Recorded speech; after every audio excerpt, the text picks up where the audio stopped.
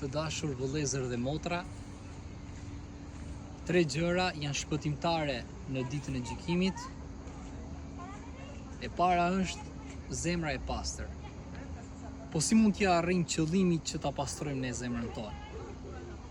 Ashtu si ndryshket edhe hekuri, na ndryshket edhe zemra jonë nga ana shpirtërore. Dhe vetmja formë që mund ta pastrojmë është leximi i Kuranit, falja e namazit, agjërimi i Ramazanit dhe të gjithë veprat e mira të tjera, të ndihmojmë sa më shumë vëllezërit dhe motrat besimtare.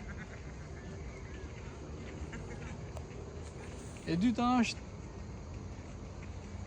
një gjuhë që përmend sa më shumë Allahun.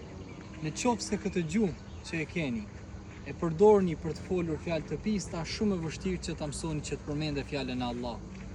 E para është që të pastrojmë gjuhën tonë prej ndytësirave.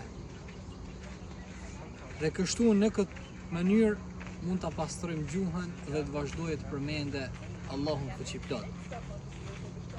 Dhe fundit, të kemi një trup që vepron për hir të Allahut.